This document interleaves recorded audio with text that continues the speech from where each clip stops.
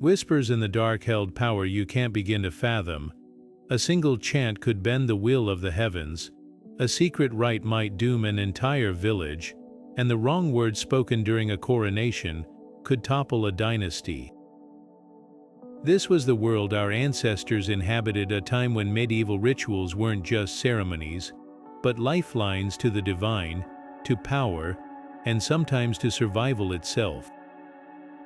From the humblest peasant's hearth to the grandest castle's chapel, every moment was steeped in traditions so strange and potent they'd make your skin prickle. Ever heard of a trial by boiling water, or a king's coronation that required bathing in sacred herbs while priests sang backwards? These weren't just odd customs, they were the threads that wove together the very fabric of medieval life.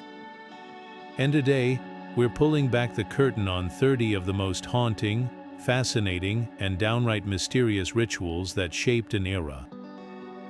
Why did brides carry bundles of garlic down the aisle?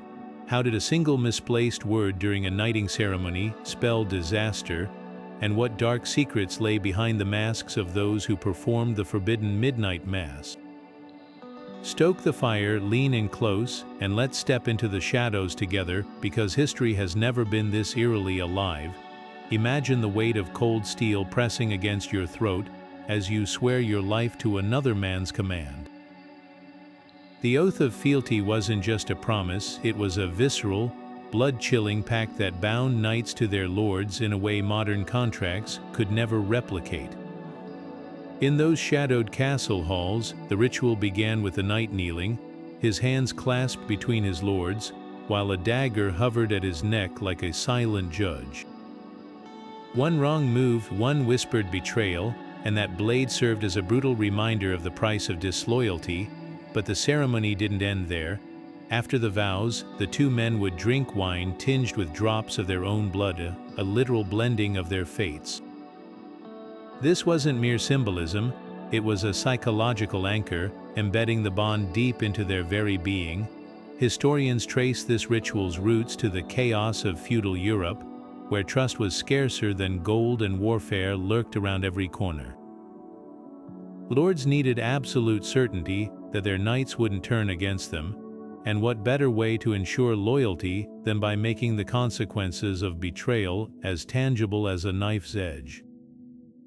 Today, echoes of this medieval rite survive in military oaths and even corporate loyalty pledges, though thankfully without the blades and blood, but back then. It was the difference between honor and a slit throat. The streets of Strasbourg became a stage for one of history's most bizarre and terrifying performances in the summer of 1518. It began with a single woman, Frau Trophia, stepping into the marketplace and dancing without pause, her body moving against her will, her feet blistering as hours turned into days. Within weeks, hundreds joined her, caught in the same relentless frenzy, their limbs jerking like puppets on invisible strings. The city's chroniclers called it a dance of wrath, a punishment from heaven for the people's sins.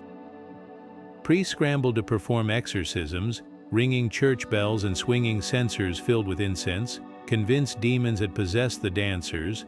Some collapsed, their hearts giving out from exhaustion. Others danced until their bones broke, unable to stop even as their bodies failed them. Modern scholars still debate what truly caused this nightmare. Was it ergot poisoning from tainted rye bread, its hallucinogenic properties hurling victims into delirium? Or perhaps a case of mass hysteria, where fear itself became contagious, spreading through the crowd like a shadow? Medieval minds, steeped in a world of saints and demons, saw only one explanation: divine retribution. The event wasn't just a medical mystery, it was a window into a society where every unexplained phenomenon carried the weight of the supernatural. Today, we recognize it as one of the earliest documented cases of collective psychogenic illness, a physical manifestation of psychological distress. But in those desperate streets 5 centuries ago, it was proof that even the most innocent movement could become a curse, a warning from the heavens written in the language of trembling limbs and broken souls. Raging fires and frigid waters became the ultimate judges in a world where courts relied not on evidence, but on divine intervention. The trial by ordeal was no mere test, it was a harrowing spectacle where pain became the price of justice. Picture this: a farmer accused of theft gripping a white-hot iron bar, his flesh sizzling as he walked 9 paces. If his wounds festered after 3 days, God himself had branded him guilty. Even more chilling was the ordeal of cold water, where bound suspects were thrown into rivers. Those who sank were innocent, pulled from the water by merciful ropes, while those who floated, believed to be rejected by the water itself, faced execution as witches or criminals. Priests played a crucial role, consecrating every element with prayers that transformed torture into holy reckoning. They dipped their hands into boiling water to retrieve a sacred stone, or bless the flames that would sear a defendant's skin, all while chanting psalms to invoke heaven's verdict. The logic was terrifyingly simple: an all-knowing God would never let the blameless suffer, but behind this veneer of faith lurked psychological warfare. The very threat of these trials coerced confessions, and the public spectacle reinforced social order through sheer terror. When the Church banned the practice in 1215, it wasn't out of sudden enlightenment. Records show even clergy grew uneasy when too many innocent peasants emerged with gruesome burns. Yet the ordeal's legacy endured. Centuries later, witch hunters still used water tests, and the concept of divine judgment seeped into folklore, leaving scars on Europe's collective memory. What began as a sacred ritual became a dark mirror, reflecting humanity's desperate need to believe that somewhere, somehow, justice was written in flames and flowing water. For 12 fleeting hours each winter, cathedrals across medieval Europe transformed into houses of holy chaos.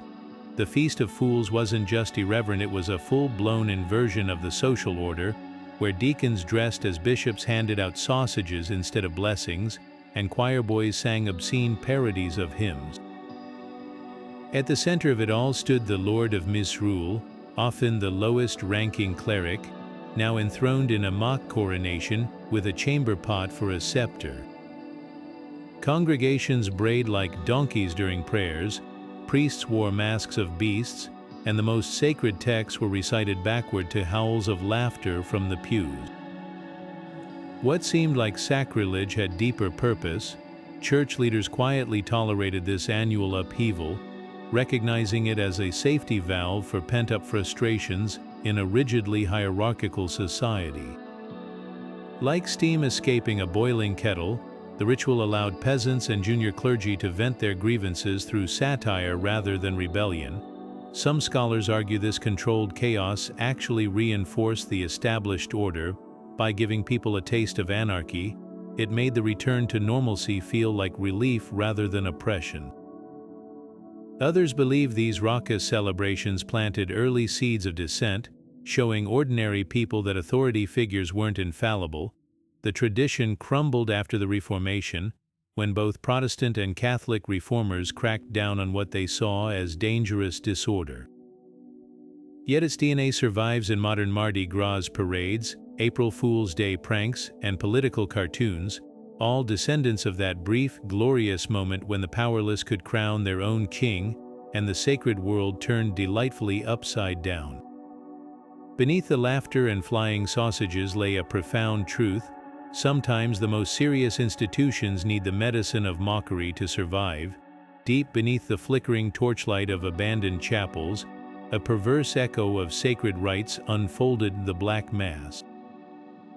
This wasn't just heresy, it was a deliberate defacement of everything holy. Where wine turned to blood, psalms became curses, and the cross hung upside down. Participants didn't merely reject the church, they mocked its most cherished rituals with gruesome precision. Chalices held animal blood or worse, priests draped themselves in vestments made of unholy hides, and the Eucharist was replaced with rotting flesh. Every element twisted the divine into something monstrous, a calculated insult to the heavens. The rumors alone sent shockwaves through medieval society. Take Gilles de Rais, once Joan of Arc's heroic comrade, who descended into infamy after whispers of his involvement in these dark ceremonies. Though historians debate how many black masses truly occurred, some suspect exaggerated tales spread by the church itself, the psychological impact was undeniable. Each whispered account fed into growing hysteria about witchcraft, convincing peasants that their neighbors might be gathering in secret to summon the devil. What's fascinating is how these shadowy gatherings evolved beyond their origins. By the Renaissance, the Black Mass had morphed into a potent symbol in art and literature, inspiring everything from Gothic novels to modern occult lore. The ritual's very rarity made it powerful. Few witnessed it, but everyone feared it. In a world where faith was law, nothing terrified quite like the idea of holiness turned inside out, of sacred words spat backward into the void. Whether real or imagined, the Black Mass became Europe's darkest fairy tale, proof that even light casts shadows, and sometimes those shadows dance. A single touch could mean the difference between life and lingering agony. At least, that's what hundreds of desperate souls believed when they lined up for the king's touch. This wasn't just royal charity, it was a sacrament of flesh and faith, where monarchs like Edward the Confessor pressed their fingers to the swollen necks of scrofula patients, whispering prayers as golden coins hung around their own wrists.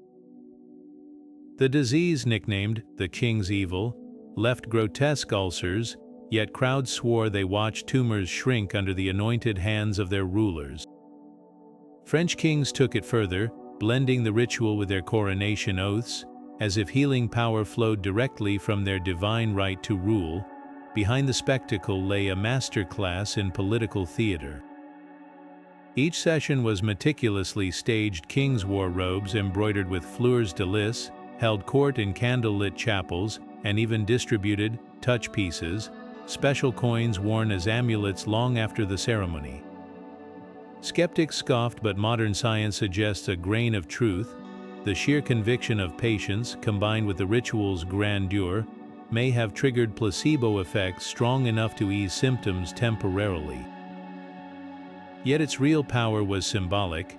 In an age where kings and queens claimed authority from heaven itself, what better proof could there be than visible miracles?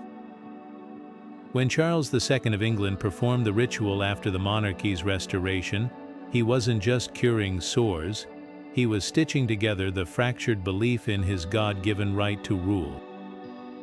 The practice faded as Enlightenment thinkers dismissed it as medieval magic, but for centuries, that fleeting contact between royal fingers and broken skin was more than medicine. It was the living proof that crowns weren't just worn, they were holy. The hush of death brought forth an unlikely savior, the Sin Eater, a solitary figure who carried the weight of sins no one else dared to touch. Picture this: a darkened cottage, the scent of candle wax mixing with damp earth, where a loaf of bread rested atop the chest of the recently departed. Then came the outcast, hands trembling not from fear, but from the knowledge that with each bite they swallowed another's crimes, adultery, theft, even violence, cleansing the soul bound for judgment. Payment was meager, a few coins, perhaps scraps of food, but the cost was eternal. Shunned by day, sought by night, these men and women bore the mark of their grim profession, their very presence a reminder of mortality's lingering shadow. This ritual wasn't some fringe superstition. In Wales, records show sin eaters operated as late as the 1800s, their services whispered about but never openly acknowledged. The act itself was deceptively simple: bread or salt placed on the corpse, sometimes even ale poured into a bowl atop the body, consumed with solemn prayers. Yet beneath the surface lay echoes of ancient pagan rites, where offerings to the dead blurred into Christian notions of penance. Some scholars argue it was a desperate compromise of communities clinging to old ways while paying lip service to church doctrine. But the Sin Eaters' true power lay in their paradox. They were simultaneously reviled and revered, their existence allowing the respectable to grieve without confronting their own moral stains. In a world obsessed with salvation, Here was living proof that redemption came at a price, and that price was someone else's burden. Modern parallels linger in our collective conscience, the way societies still outsource guilt, whether to scapegoats or systems, preferring to let others shoulder the darkness. The sin-eaters may be gone, but their legacy whispers a haunting question: who bears the sins we leave behind? Thunder cracked like the snapping of ancient bones, and in that fleeting light, peasants swore they saw them the wild hunt, a cavalcade of spectral riders tearing across the storm-lashed sky. At their head loomed figures out of nightmare and legend: Odin on his 8-legged steed, his one eye burning with celestial fire, or sometimes King Arthur himself, his sword Excalibur gleaming with unearthly radiance.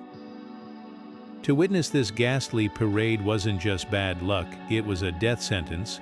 Whispers told of farmers who stumbled upon the hunt while returning from their fields, only to vanish without a trace, their bodies found days later, faces frozen in terror. Others claimed the damned were dragged into the sky, forced to ride eternally among the dead. The origins of this phantom procession were as murky as the storm clouds it rode upon. Pagan tribes spoke of God's gathering lost souls, while Christian scribes later painted it as a warning, a harbinger of war, famine, or plague sent by an angry heaven. In some villages, people laid out offerings of bread and ale at crossroads, hoping to appease the riders. Elsewhere, priests sprinkled holy water on doorframes, as if the hunt were demons to be warded off. The line between ritual and superstition blurred with every retelling, yet the fear remained bone deep. What's remarkable is how this medieval terror seeped into art and story centuries later. Wagner wove the hunt into his operas, its thunderous hooves becoming musical motifs. Even Washington Irving's Headless Horseman, galloping through Sleepy Hollow, owes its existence to these age-old tales of spectral riders. The Wild Hunt wasn't just folklore, it was a reflection of humanity's oldest fears: the uncontrollable forces of nature, the inevitability of death, and the thin veil between our world and whatever lies beyond. Today we might dismiss it as fantasy, but on a stormy night, when the wind howls like 1,000 lost voices, who's to say the hunt isn't still riding, just beyond the edge of sight? By the flicker of a dying hearth, a different kind of dread took shape: the Walpurgis Night, when witches and spirits roamed freely, and the boundaries between worlds grew perilously thin. Named for Saint Walpurga, whose feast day fell on the 1st of May, this night of revelry and terror blended pagan spring rites with Christian cautionary tales. Bonfires blazed across hilltops, not just for warmth, but as beacons against the darkness, while villagers wore grotesque masks to confuse malevolent spirits. Some left out milk and honey to appease the unseen, while others hung bundles of herbs over doorways, their pungent scent believed to repel witchcraft. In Germany, entire communities stayed awake through the night, their vigilance a shield against the supernatural. The echoes of these rituals linger today in May Day celebrations, though the old fears have softened into folklore. Yet the essence remains a primal understanding that some nights hold more power than others, and that even in an age of reason, the shadows still whisper. Tall poles crowned with flowers stabbed toward the spring sky as villagers circled them, their laughter weaving through the ribbon patterns like invisible threads. The Maypole Dance might look like innocent merriment to modern eyes, but beneath those bright colors pulsed something far older and far more dangerous. Originally, these towering poles weren't just festive decorations, they were blatant fertility symbols, their phallic shapes echoing pagan rites meant to awaken the earth's bounty. Peasants would dance in spirals, wrapping the pole with vibrant ribbons, each twist and turn a prayer for abundant crops and healthy children. The church, of course, saw heresy in those swaying hips and suggestive movements. Priests condemned it as devilry, a relic of the old gods that had no place in a Christian world. But here's where the story twists. Instead of stamping out the tradition, the church did something clever: it rebranded it. Maypoles were draped with Marian blue, their dances reframed as tributes to the Virgin Mary. The fertility symbolism wasn't erased, it was quietly redirected, like a river diverted into a new channel. Yet the rebellious heart of the ritual never fully tamed. Take London in 1517, where a maypole in the neighborhood of St. Andrew under Shaft became a flashpoint. The towering pole, taller than the church spire itself, had stood for generations until a fiery preacher declared it an idol. The people revolted. For them, the pole wasn't just wood, it was a symbol of community, a thread connecting them to their ancestors. Their defiance turned a folk ritual into a political act, proving even the simplest traditions could carry the weight of revolt. What makes the Maypole dance so fascinating is its duality, a celebration of life that could morph into a weapon against authority. The same ribbons that wove promises of fertile fields also tied together the anger of the oppressed. Today, we see remnants of this tension in modern protests, where symbols of culture become rallying cries. The Maypole reminds us that joy and resistance often dance hand in hand, their steps tracing patterns far older than anyone remembers. The saga's whisper of screams that carried farther than ravens could fly, the blood eagle, a Viking execution method so brutal, modern scholars still shudder at its possibility. Imagine this, a captured enemy warlord, bound face down as a rune-carved blade split his back along the spine. Ribs were methodically severed from the vertebrae and pulled outward like crimson wings, while lungs, still heaving, were draped over those grotesque flaps of bone and flesh. The sagas claim the victim remained conscious, each ragged breath fluttering those macabre wings in a final offering to Odin himself. Was it historical fact or gruesome fiction crafted to terrify enemies? The debate cuts as deep as the ritual itself. Contemporary accounts from Anglo-Saxon chronicles describe Viking cruelty, but none detail the blood eagle specifically. Archaeologists point to the skeleton of King Aella of Northumbria, found with telltale marks on his ribs, yet even this evidence remains hotly contested. Some historians argue the blood eagle existed mostly in Skald's poetry, a metaphor for the violent glory sought by warriors. Others cite Norse legal codes prescribing rib breaking as punishment, suggesting the ritual had roots in real judicial torture. What's undeniable is its psychological power. Whether literal or legendary, the blood eagle became synonymous with Viking ruthlessness, a story so visceral it deterred rebellion across conquered lands. It embodied the Norse obsession with memorable deaths where agony and artistry intertwined, ensuring the victim's name lived on in terrified retellings. Even today, the image haunts popular culture, from heavy metal lyrics to television dramas, proof that some legends carve deeper than any blade. In an age where reputation meant survival, perhaps the blood eagle's truest purpose wasn't just killing enemies, but etching their suffering into history itself. Beneath the flickering glow of 1,000 votive candles, a single finger bone could draw more devotion than a cathedral full of prayers. The cult of relics turned mortal remains into divine conduits, saints' teeth encased in jeweled reliquaries, fragments of the true cross multiplying across Europe like pieces of a heavenly jigsaw puzzle. Pilgrims endured blistering journeys just to press their foreheads against a glass pane shielding a martyr's femur, convinced holy bones radiated power strong enough to cure blindness or cleanse sins. Cities waged spiritual warfare over these sacred fragments.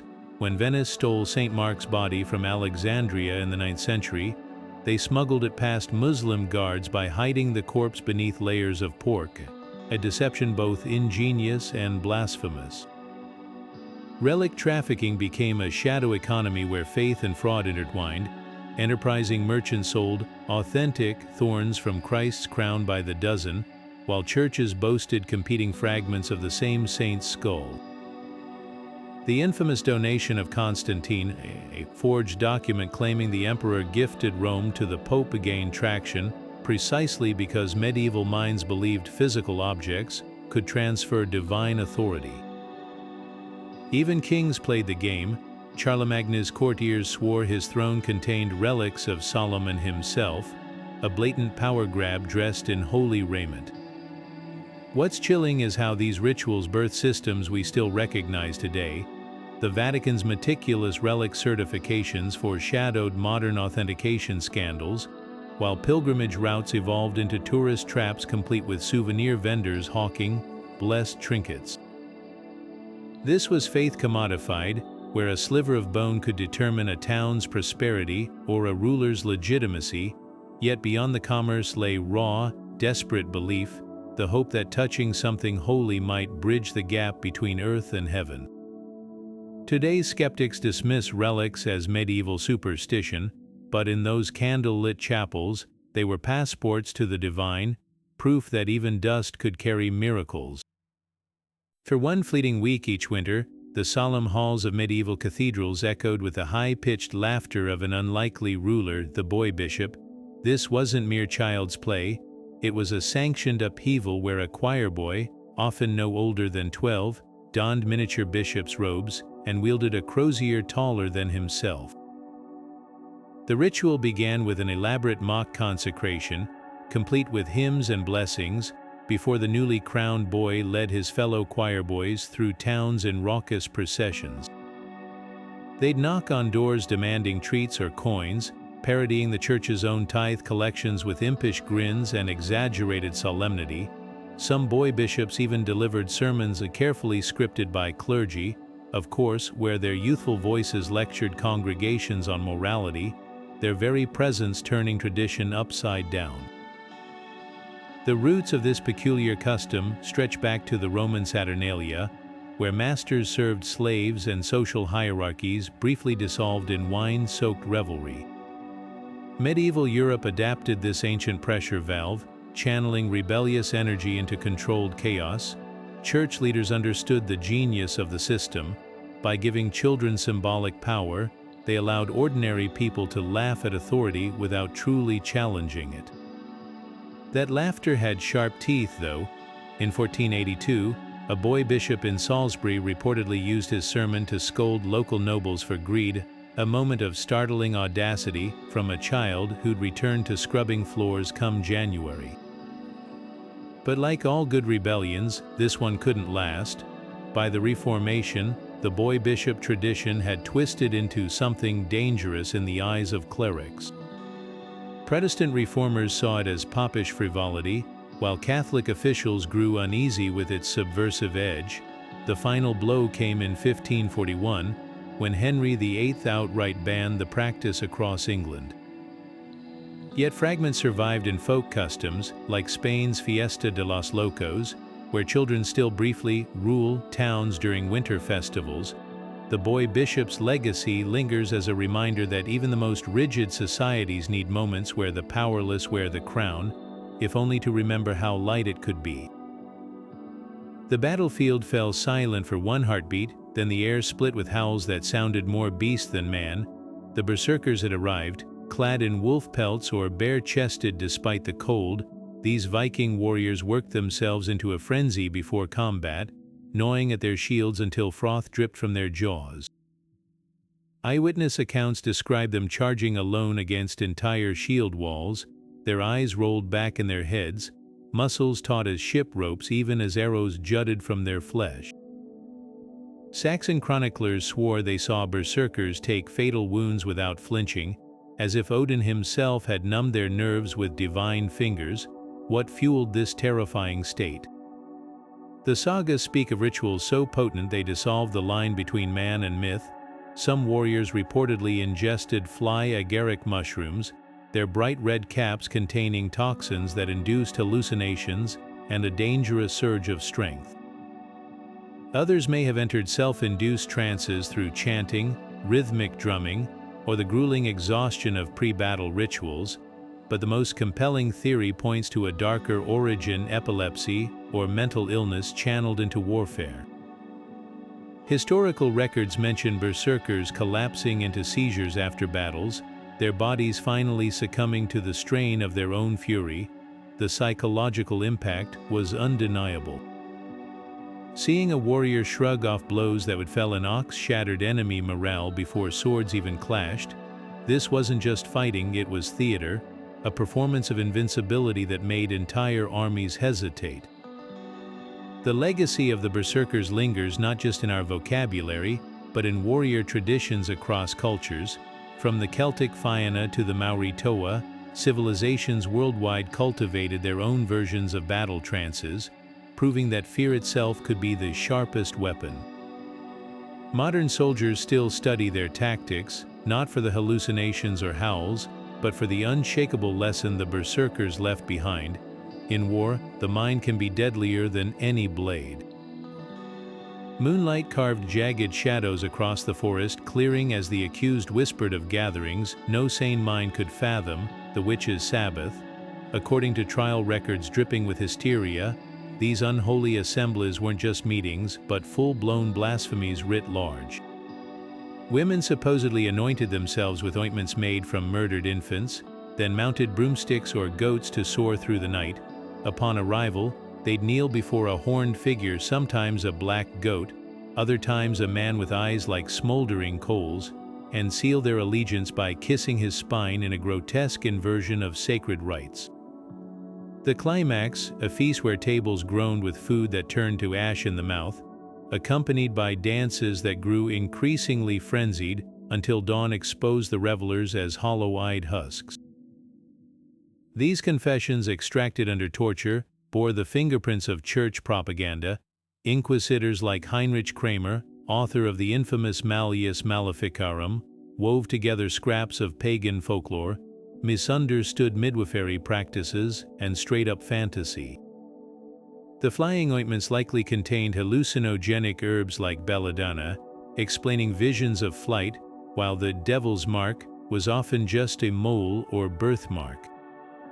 Yet the damage was done. Once planted in the public imagination, the Sabbath became a self-fulfilling prophecy, justifying the deaths of thousands. A single rumor of midnight gatherings could doom entire villages, as seen in the Basque Country Panic of 1609, where over 7,000 accusations snowballed from one teenager's coerced testimony. What's chilling is how these fabricated rituals mirrored the very church ceremonies they mocked. The Sabbath's backward prayers, grotesque communion, and inverted crosses weren't random. They were deliberate perversions of Catholic liturgy, making heresy feel all the more palpable to medieval congregations. Modern pagan groups have reclaimed the term, hosting benign sabbats to celebrate nature's cycles, but the original concept's toxicity lingers. From the cackling witches of Shakespeare's Macbeth to horror films like The Witch, the Sabbath endures as shorthand for unspeakable evil, proof that the right lie, repeated enough times, can outlive centuries. In the end, the real dark magic wasn't in those forest clearings, but in the way fear could twist stories into shackles. The clamor of clanging pots and jeering voices could be heard for miles, a cacophony of judgment as entire villages turned into theaters of shame. The Charivari wasn't just punishment, it was a brutal symphony of public condemnation, where adulterers, abusive spouses, or any who violated communal norms were paraded through muddy streets on the back of a donkey, sometimes backward, as neighbors hurled rotten food and insults with equal fervor. This so-called rough music ritual weaponized humiliation, using noise as much as violence to etch its lesson into the minds of onlookers. In some French villages, the unlucky target wore a crown of horns or a grotesque mask, their sins made literal and inescapable under the weight of collective ridicule.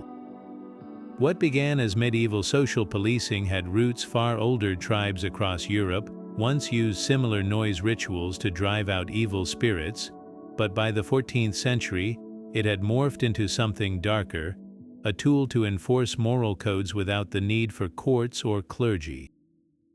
Records from Tudor England describe a woman dragged through the streets of London, her hands tied as the crowd pelted her with stones until she collapsed. The line between justice and cruelty blurred with every thrown turnip or swung bucket, yet the Charivari's legacy isn't just one of suffering, its DNA pulses through modern protest movements, from the suffragettes' noisy parades to the cacophonous drumming of political demonstrations today. The same tactics that once shamed individuals now amplify collective dissent, proving that public spectacle can still shake the foundations of power. In a twist of irony, what was designed to suppress deviance became a blueprint for rebellion. Even now, when crowds chant outside the homes of corrupt politicians or pound pots from balconies during uprisings, they're echoing those medieval villagers trading donkey rides for hashtags, but wielding humiliation's sharp edge just the same. The Charivari forces us to confront an uncomfortable truth: shame is a weapon that never rusts. It can uphold order or dismantle tyrants, all depending on who holds the pots and pans.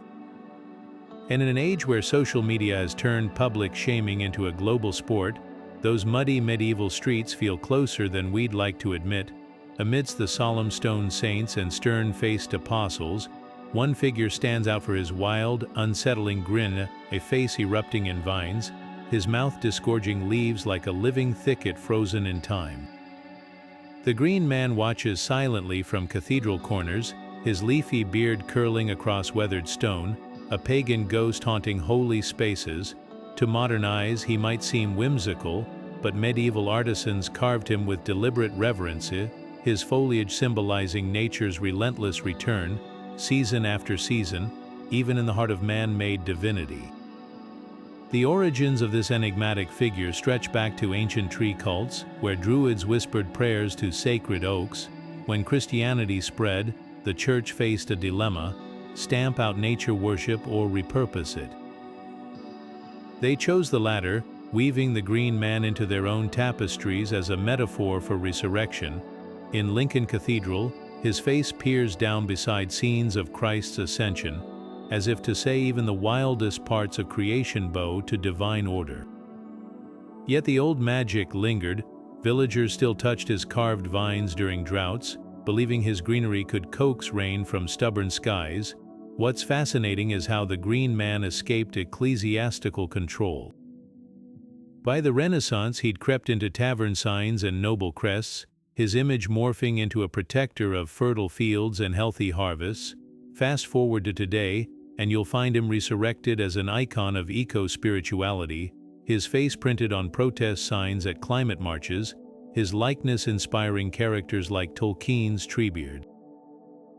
The medieval world saw nature as something to tame or sanctify, but the Green Man endures as a reminder: true power lies not in domination, but in symbiosis. His vines still grow, threading through time, whispering that even the mightiest cathedral is just another patch of earth waiting to be reclaimed. Catholic Mass took an unexpectedly braying turn every 14th of January, when a donkey draped in priestly garb became the unlikely star of the show. The Feast of the Ass wasn't just a quirky tradition, it was a full-blown liturgical spectacle where congregants bellowed hymns in donkey-like hee-haws, their voices bouncing off vaulted ceilings as the honored animal stood at the altar. Some accounts describe the beast wearing a stole or even a miniature mitre, its patient eyes blinking as the crowd erupted in laughter and song. Beneath the absurdity lay layers of meaning historians still debate. The most accepted theory ties it to the flight to Egypt, a solemn biblical moment recast as raucous theater, where the humble donkey that carried the Holy Family became an object of veneration. But others suspect darker undertones, seeing it as a sly jab at clergy corruption or a holdover from pagan fertility rites celebrating the animal's stubborn virility. What's undeniable is the ritual's subversive edge. For one day, the sacred space became a stage where hierarchy flipped and solemnity gave way to earthy, unbridled joy. Church officials tolerated it for centuries, recognizing its value as a pressure valve until reformers decided folly had no place in worship. By the 16th century, bishops condemned the feast as sacrilege, scrubbing it from liturgical calendars with the same fervor they applied to other folk traditions. Yet its ghost lingers, In a few French villages, traces survive in children's processions where toy donkeys are paraded. Their once theological significance faded into nostalgic whimsy. The Feast of the Ass forces us to confront an uncomfortable truth about medieval faith. It was messier, louder, and far more human than later sanitized versions suggest. Between the incense and the Latin chants, there was room for laughter, even irreverence, proving that holiness and humor once shared the same pew. Today, as organized religions grapple with dwindling congregations, perhaps they've forgotten the power of a well-timed bray to make the divine feel within reach. Children shrieked and scattered as the Tarasque lumbered through the streets of medieval Tarascan, its crocodilian jaws snapping at the air, its spiked turtle shell scraping against cobblestones. This wasn't some nightmare, it was the star of an annual spectacle that turned terror into celebration. According to Provençal legend, the real Tarasque once drowned fishermen, devoured livestock, and sent villagers fleeing until St. Martha, armed with nothing but a vial of holy water and a woven sash, tamed the beast with her quiet grace. The creature's docility didn't last. Enraged townsfolk eventually slaughtered it, but its story lived on in one of Europe's most vibrant folk rituals. Every summer, communities resurrected the Tarasque in effigy, crafting towering puppets with articulated tails and smoke-breathing nostrils. Teams of young men would climb inside, animating the monster as it rampaged through crowds, snapping at daring spectators who pelted it with flowers instead of stones. The ritual wasn't just entertainment, it was communal therapy, a way to confront the unknown as a united front. Villagers who once hid from the beast now cheered its capture, symbolizing humanity's triumph over chaos. But the Tarasque's influence slithered far beyond medieval France. Its gaping maw and armored back inspired artists from Albrecht Dürer to Hayao Miyazaki, while modern scholars trace its DNA to primordial dragon myths spanning continents. Even Godzilla owes it a debt. The original 1954 film's design borrowed the Tarasque's hulking silhouette, proving some monsters never truly die. They just evolve, carrying ancient fears and our need to conquer them into new eras. Today, the Tarasque still dances through Tarascan streets, a reminder that sometimes the fiercest demons are the ones we leash with stories. The tolling of the Sinful Bell wasn't just a signal, it was a sonic exorcism, reverberating through cobblestone streets like a hammer striking the veil between earth and the afterlife. When the executioner raised his axe or tightened the noose, this singular chime would puncture the silence, its vibrations believed to scour the town of lingering malevolence. Some records from Nuremberg describe the condemned specifically petitioning for the bell's peal, convinced its holy resonance would guide their souls past purgatory's grasping hands. The sound itself followed strict rules, always struck thrice for the Father, the Son, and the Holy Spirit, then left to fade into unnatural quiet, as if the air itself held its breath. This ritual reveals a profound medieval obsession with sacred acoustics. Churches positioned their bells to face the four cardinal directions, their peals thought to form an invisible shield against storm demons and plague miasmas. In Lincolnshire, villagers swore they could distinguish the devil's chime, a dissonant ring caused by unseen hands, from the pure tones of consecrated metal. The execution bell took this belief to its grimmest conclusion, transforming sound into both punishment and absolution. What's chilling is how fragments of this tradition persist. Modern funeral tolls still mark the passing of monarchs and dignitaries with measured, mournful strikes.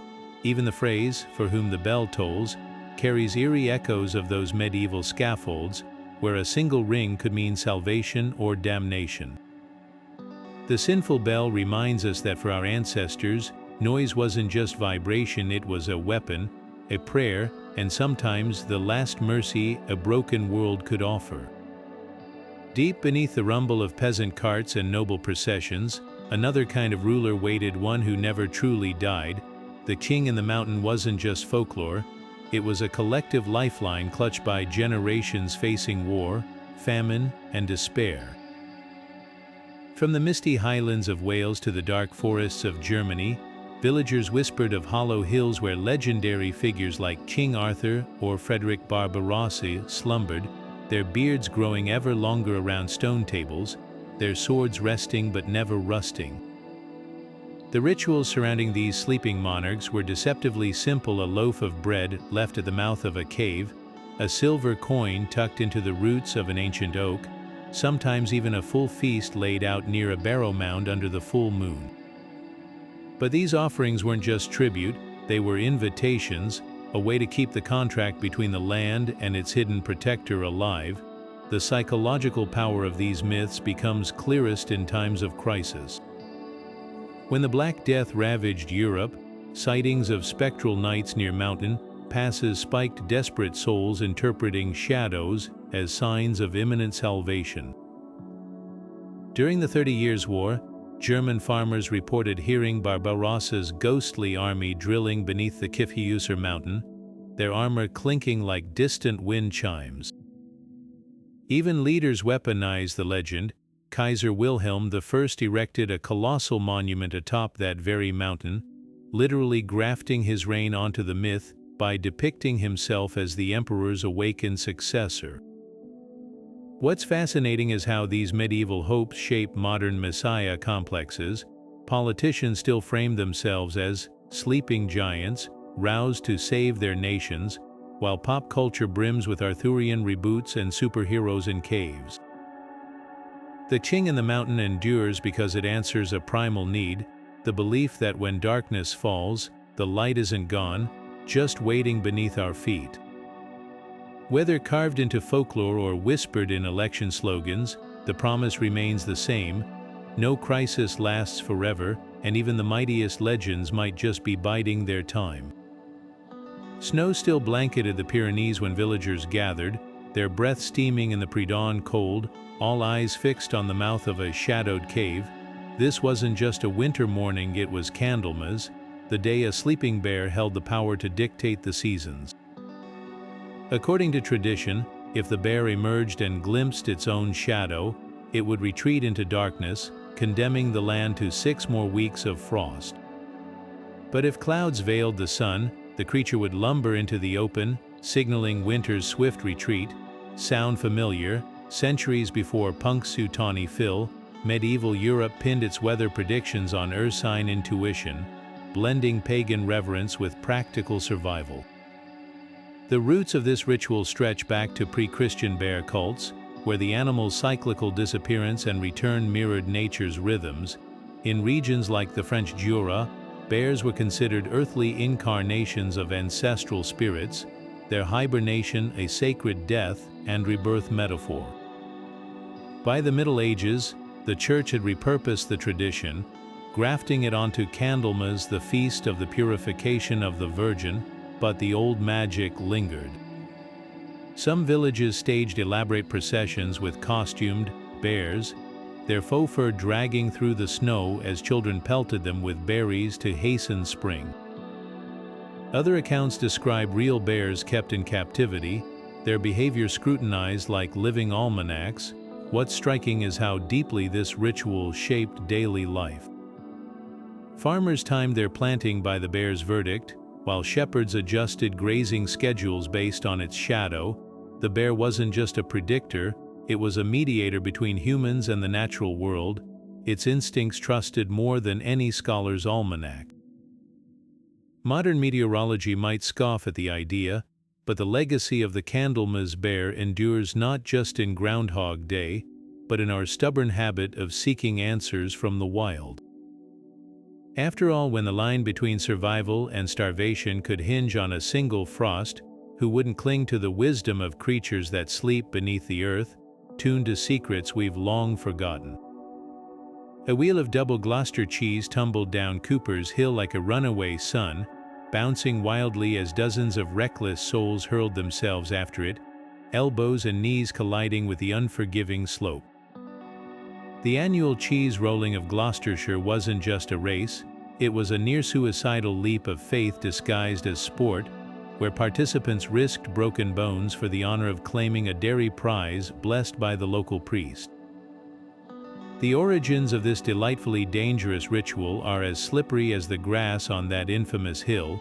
Some trace it to pre-Christian spring rites, where rolling objects symbolize the sun's journey and the promise of fertile fields.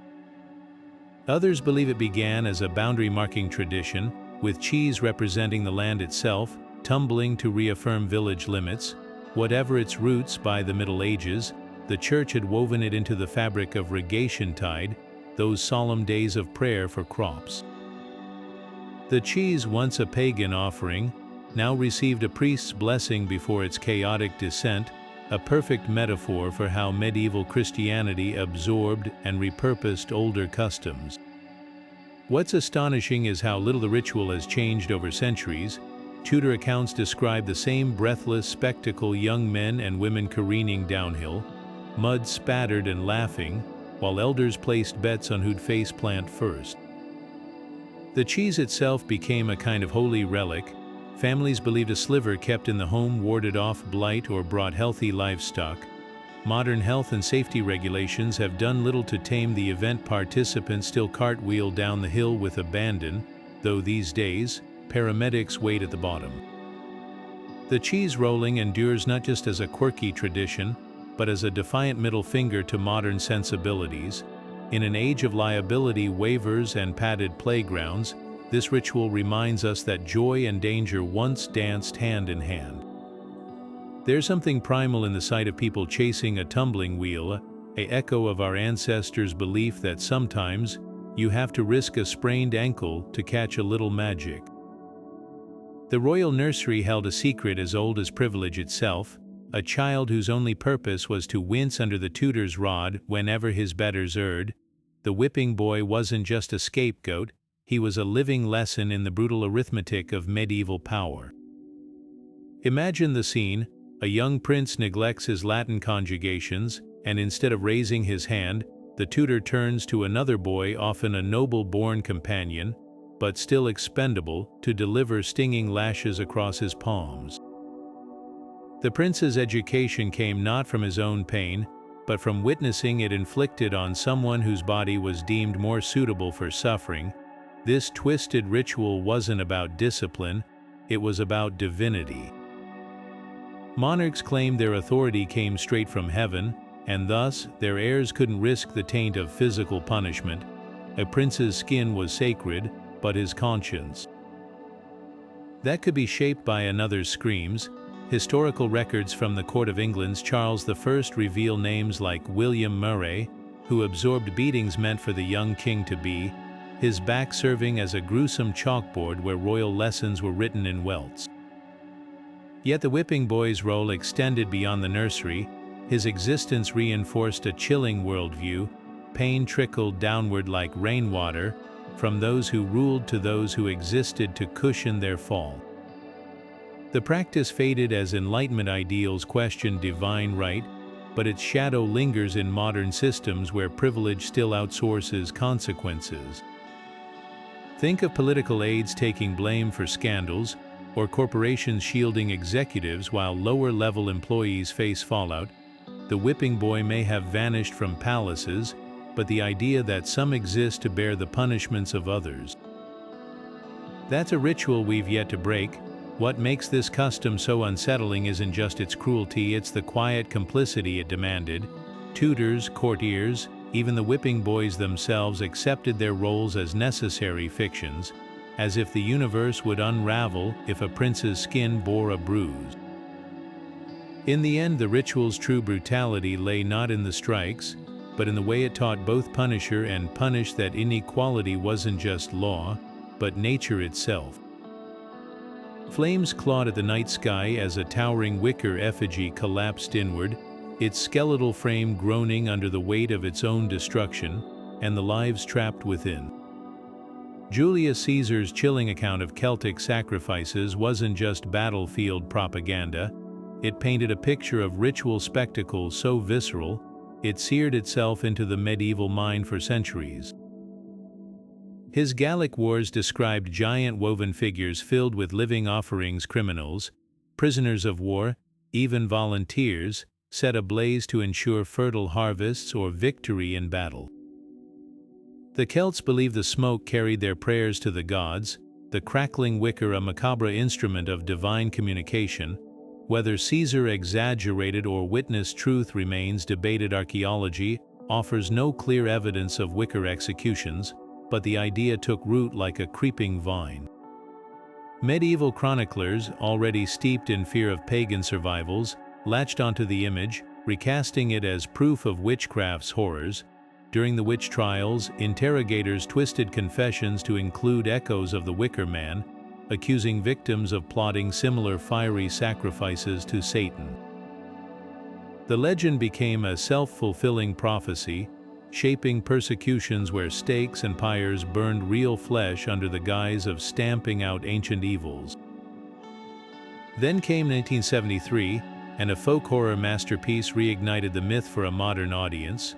The Wicker Man transplanted the ritual to a remote Scottish island, where a policeman stumbled upon a community clinging to old ways, their towering effigy no longer a Celtic relic, but a fusion of pagan and Christian symbolism, its hollow belly waiting for a new kind of martyr. The film's genius lay in its ambiguity. Was this barbarism, or a sacred contract with forces older than morality? Today, the Wicker Man straddles fact and fiction, its shadow stretching from neo-pagan festivals, where empty effigies burn harmlessly, to political protests, where activists wield its image as a warning against zealotry. The ritual's power endures because it asks a question we still grapple with: how thin is the line between sacrifice and spectacle, between devotion and destruction? Whether real or imagined, those woven giants remind us that some fears and some fires never fully burn out. Hooves clattered on cobblestones as something neither man nor beast wove through the Cornish crowd, the hobby horse, its snapping jaws and swishing tail sending children shrieking with delight and adults crossing themselves in equal measure. This wasn't mere festival entertainment, it was a sacred chase where the living pursued the dead. The os, as locals called it, consisted of a wooden horse skull mounted on a pole, draped with a flowing black cloth that concealed the dancer beneath. As it paraded through villages, the creature would suddenly lunge at spectators, capturing them between its jaws, a symbolic act believed to trap wandering spirits before they could blight the harvest. Those bitten had to pay a coin or offer food to buy their freedom, a transaction that mirrored both tolls paid to ferrymen of the underworld and practical charity for the poor. The church railed against the practice for centuries, branding it a demonic holdover from pagan ancestor worship, yet the hobby horse refused to be tamed. Medieval records from Padstow describe priests preaching fire and brimstone sermons against the os's devilry, only for the entire congregation to stream into the streets afterward to cheer its antics. The ritual's endurance lay in its adaptability. By the 16th century, the horse's spirit-catching function blurred into raucous theater, complete with rhyming couplets and exaggerated deaths. In some towns, the os died at the end of its route, collapsing dramatically before miraculously resurrecting, mirroring seasonal cycles of decay and renewal. What began as a Cornish oddity spawned legions of imitators. Scholars trace direct lines from the os to England's Morris dancers with their jangling bells and animal disguises, even to the skeletal hobby horses of Basque festivals. Its most enduring descendant, the Halloween tradition of guising, where costumed figures demand treats, a faint echo of that medieval bargain between the living and the hungry dead. Modern reconstructions still gallop through Cornwall every May Day, their dancers now aware of the ritual's roots but no less fervent in their performance. The hobby horse gallops on, proving that some traditions can outrun even the church's longest shadow so long as they remember to snap their jaws and collect their dues. Midnight burglaries took a grotesque turn when thieves slipped through the shadows clutching a candle made from the withered hand of a hanged man, the infamous Hand of Glory. This wasn't just a criminal tool, it was a masterclass in psychological terror, blending medieval superstition with cold, calculated crime. The ritual began at the gallows, where outlaws would wait for an executioner's work to finish, then sever the corpse's left hand believed to hold the strongest magic. They'd pickle it in salt and herbs, sometimes for weeks, before molding its fingers around a wick of human fat. Once lit, legend claimed the flame rendered everyone in the house motionless, as if trapped in waking sleep, while thieves ransacked rooms undisturbed. The sheer theatricality of the hand reveals how deeply magic and menace intertwined in the medieval mind. A 15th-century French trial record describes a band of robbers caught with one such artifact, its fingers still curled around a half-burned wick. Under torture, they confessed to targeting remote farmhouses, where isolated families, already steeped in tales of witches and curses, were primed to freeze in panic at the sight of that ghoulish candlelight. The power wasn't just in the hand itself, but in the stories surrounding it, a self-fulfilling prophecy of paralysis fueled by fear, yet the hand's legacy didn't end with the gallows. By the 19th century, it had slinked into Gothic literature, appearing in penny dreadfuls as a symbol of ultimate villainy. Modern occult circles still debate its potency. Replicas surface in auctions and curiosity shops, some crafted with chilling authenticity. What began as a thief's trick became a cultural icon, proof that even the darkest rituals never truly die, they just wait for new hands to carry them forward. The next time you hear a creak in the night, ask yourself, is it just the wind, or the whisper of fingers scraping against a match?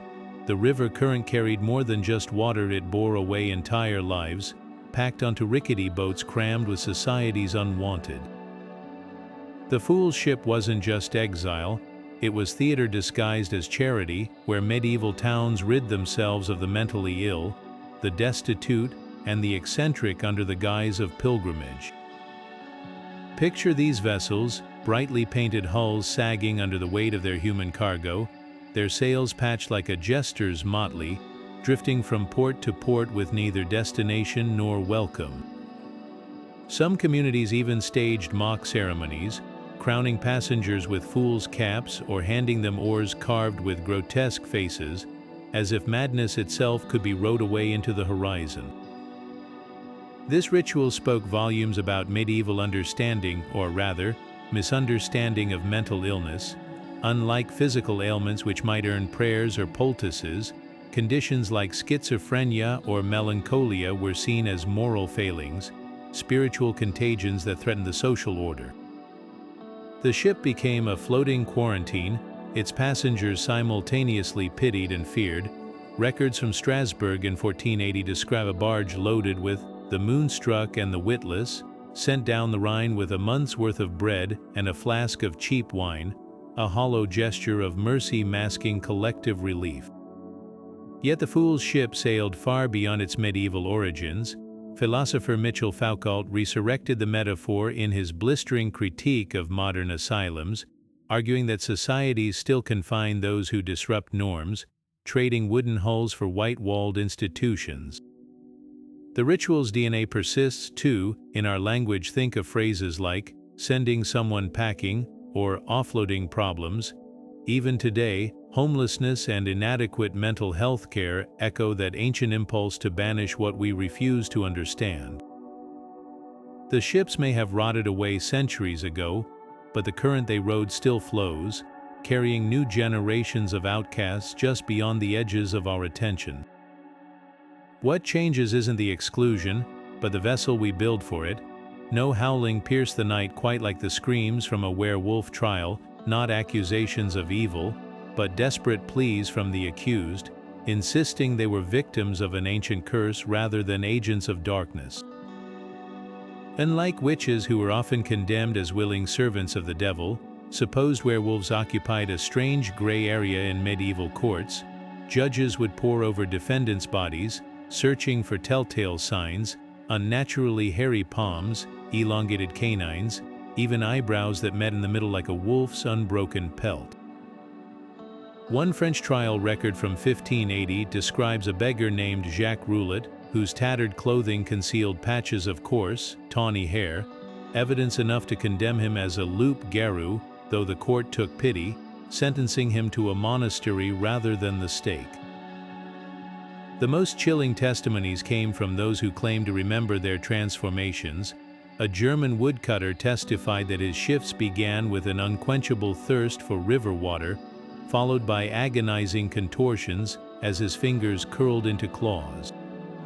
Others described eerie rituals anointing their bodies with salves made from wolfsbane and belladonna, then waking miles from home with blood on their hands and no memory of the hunt. Modern scholars speculate these accounts might point to ergot poisoning or rare psychiatric conditions, but for medieval courts, they painted a haunting picture: men trapped in cycles of violence, their humanity slipping away with every full moon. What's revealing is how these trials differed from witch persecutions. In Livonia, now Estonia, an entire village once rallied behind an accused werewolf, insisting he only attacked livestock under the curse's influence. The court agreed, prescribing prayers and penance instead of execution. This nuance speaks volumes about medieval attitudes. The line between man and beast was porous, but redemption remained possible for those who fought their animal natures. Even the church's official stance wavered. Some theologians argued werewolves were divine punishments, while others saw them as sick souls needing healing. The Werewolf Trials left paw prints across European culture, seeding stories that still haunt us today, from the tormented protagonists of Gothic novels to modern films exploring duality. The idea of the beast within endures. These medieval courtroom dramas remind us that the scariest monsters aren't those who embrace their savagery, but those who wake to find it clinging to their skin, howling to be let out. Beneath the still waters of Lake Ricien, a haunting silhouette lurks, the bell tower of a drowned village, its weathered stones refusing to be forgotten. Medieval Europe brimmed with tales like this, whispered warnings of entire communities swallowed by nature's wrath as punishment for their sins. From the cursed streets of Sodom to the doomed hamlet of Rungholt, said to have vanished beneath North Sea waves after its drunkards mocked a priest, these stories weren't mere folklore, they were morality plays writ large across the landscape. The rituals born from such legends reveal how deeply fear could shape daily life. In alpine villages, church bells were rung during storms not just to signal danger, but to physically repel divine retribution, their bronze voices believed to shatter the momentum of approaching doom. Other towns enacted annual penance marches, where barefoot citizens circled their boundaries, their chants weaving an invisible shield against celestial anger. The Sicilian town of Sambuca took it further, burying a living ox during drought rituals, convinced the earth would only relent when fed a sacrifice equal to their collective guilt. These practices flourished because they spoke to a universal human terror, the dread that one person's crimes could doom everyone.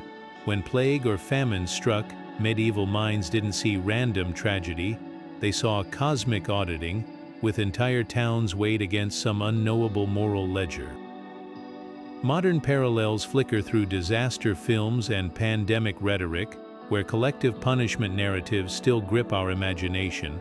The drowned villages may be legends, but their lesson endures. Societies will always search for meaning in catastrophe, even if they must invent the sins to justify the suffering. Archaeologists have yet to find physical proof of these mythical sinkings, yet their cultural footprint is undeniable. The next time you pass an oddly placid lake or a sunken church spire, remember what we dismiss as superstition was once a survival strategy, a way to believe the world made sense, even when it swallowed the guilty whole.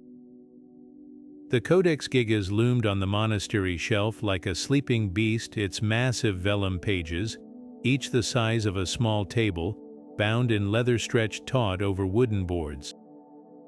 This wasn't just a book, it was an architectural marvel of parchment, its contents weighing as much as a full-grown man. According to legend, it sprang from a single desperate night when a condemned monk, facing execution for breaking his vows, promised to write the world's greatest book in exchange for his life. As the story goes, he worked in a feverish trance, his quill flying across page after page until midnight struck, and the devil himself appeared to claim credit for the work, leaving behind a grotesque full-page portrait as his signature. The truth behind the Codex's creation is less dramatic but no less astonishing. Scribes likely labored for decades under candlelight, their hands cramping as they copied scripture, medical texts, and even a list of Bohemian saints onto its pages. The infamous devil illustration hunched and clawed, his greenish skin stark against the parchment, wasn't unique for its content, but for its placement. In a sacred text, such an image would typically be small, tucked into margins as a warning against sin. Here, it commanded an entire folio, staring out with unsettling directness. Some scholars argue it was meant to depict evil's defeat, a common theme in medieval art, but for centuries of monks and librarians, that explanation rang hollow. The tome seemed to exude its own aura. Visitors reported hearing whispers when no one else was in the scriptorium, or finding the book open to the devil's page, despite being locked the night before. Modern technologies have peeled back layers of the mystery. Multispectral imaging reveals no signs of supernatural haste, just the painstaking work of multiple scribes, their ink recipes varying slightly over time.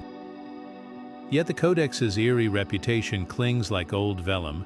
During the 30 Years' War, Swedish troops hauled it away as war booty, and soldiers swore the wagon carrying it grew inexplicably heavy, as if something unseen rode with it. Even today, the National Library of Sweden displays it with unusual precautions, not out of fear, but out of respect for its fragility and the weight of its legend. The Devil's Bible endures because it embodies a primal anxiety that knowledge, even holy knowledge, comes at a cost. In an age where books were rare and laborious to produce, the idea that one might be tainted by unseen forces felt terrifyingly plausible. Every creak of its spine, every flicker of shadow across that infamous portrait, whispers the same question: what would you sacrifice to hold all the world's wisdom in your hands? The answer, it seems, is written between the lines, in ink that never quite dries. From the sacred to the sinister, these 30 rituals peel back the curtain on a world where every gesture hummed with hidden power. Imagine living in an era where a dropped loaf of bread could be an omen, where the wrong word during a coronation might doom a kingdom, and where the boundary between holy ritual and survival tactic blurred with every changing season. These weren't just quirks of the past, they were the heartbeat of medieval life, pulsing through courtrooms, crop fields, and even the darkest corners of the human psyche. Think about how these echoes still ripple through our modern lives. That trial by boiling water, it's the ancestor of today's legal systems, where we still grapple with questions of innocence and proof. The wild revelry of the Feast of Fools, you'll find its DNA in everything from political satire to viral internet challenges, where flipping the script remains a timeless act of defiance. And the King's Touch, what was that, if not an early lesson in the power of belief, a precursor to modern medicine's understanding of the placebo effect? These rituals weren't just stories, they were blueprints for how societies navigate fear, power, and the unknown. But here's the real question that lingers like smoke from a witch's pyre: how many of these rituals died, and how many simply shapeshifted? When you scroll through social media today, are you really so far removed from those medieval villagers whispering about the wild hunt? When people flock to influencers for blessings or cures, is it that different from pilgrims lining up to touch a saint's bone? History doesn't repeat itself, but it whispers through the cracks in our modern world, asking us to recognize the patterns. So tell us, which ritual crawled under your skin and stayed there? Could you have faced the judgment of boiling water, or would you have risked the mocking laughter of the hobby horse's jaws? Drop your thoughts below, because the conversation about these traditions is as alive as they once were, and if you're hungry for more journeys into the shadows of history, hit that subscribe button. The past isn't some dusty relic, It's a mirror, and what stares back might surprise